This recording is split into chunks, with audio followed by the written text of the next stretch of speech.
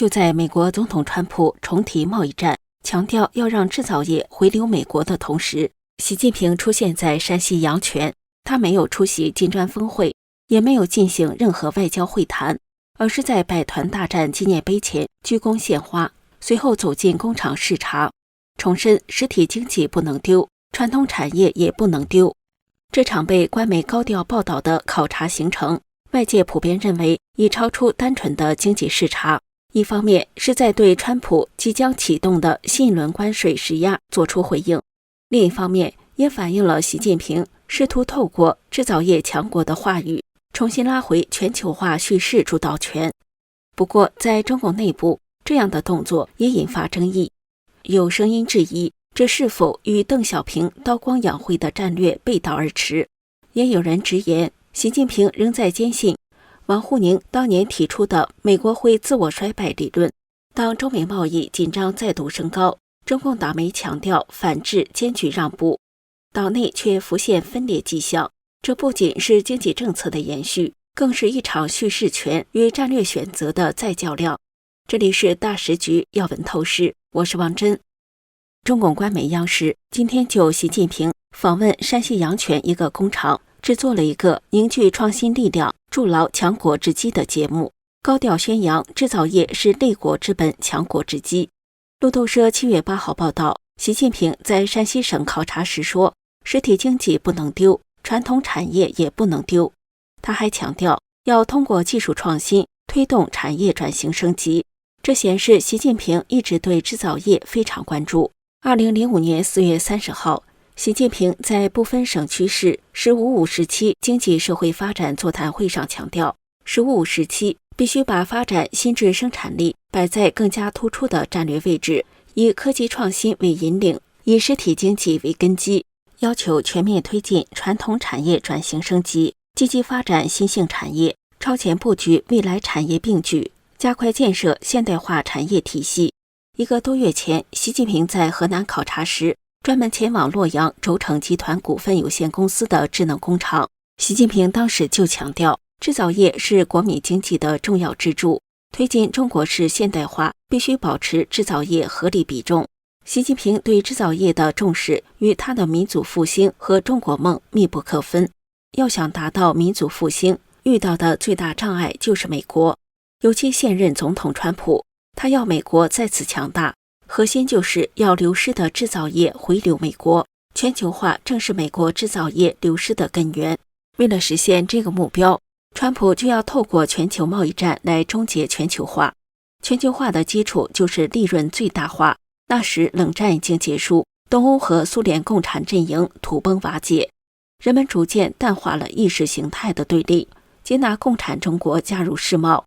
美国流失的制造业就借着全球化去了劳动成本较低的中国，中国从此有了世界工厂的称号，中国经济也从这种全球化的产业布局中开始腾飞，最后经济体量达到世界第2的位置，排名仅在美国之后。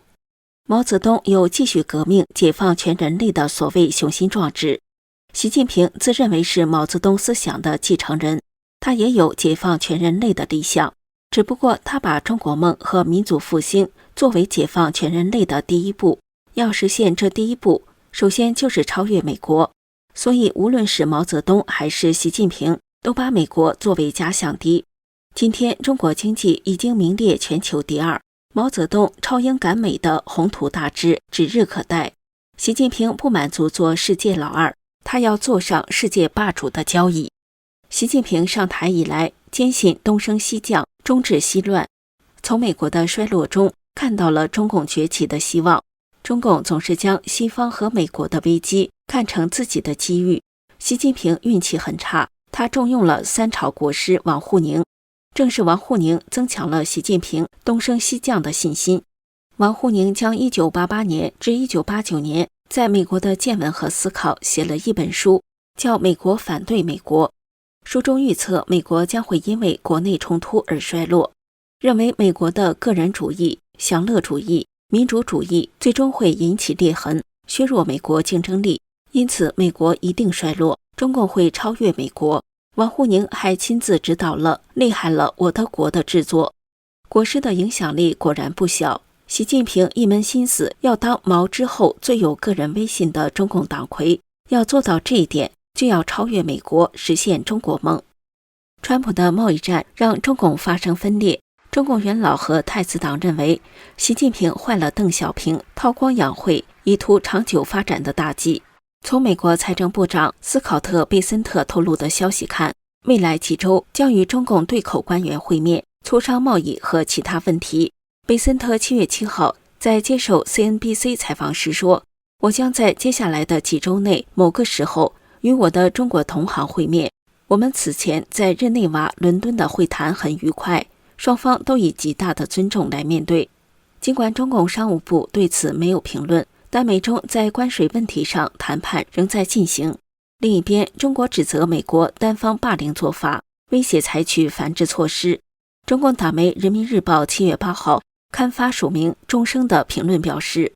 中共坚决反对任何一方以牺牲中方利益为代价达成交易，换取关税减免。如果出现这种情况，中方绝不接受，将坚决予以反制。路透社也报道说，中共8号警告川普政府不要在下个月恢复对中国商品加征关税，以免重新引发贸易紧张局势，并威胁将对任何与美国签署排除中国供应链协议的国家进行报复。彼得森国际经济研究所数据指出，美国目前对中国出口商品平均关税为 51.1%， 中国对美国商品平均税率则为 32.6%， 双方对彼此的贸易几乎全面征税。看来习近平的权力还有一定的能量，想继续与美国叫板。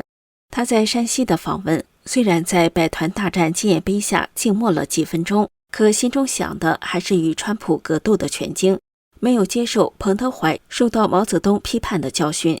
这里是大时局要闻透视，感谢您的陪伴与思考，请订阅、分享并打开小铃铛，一起在动荡中坚守真相，在黑暗中点燃希望。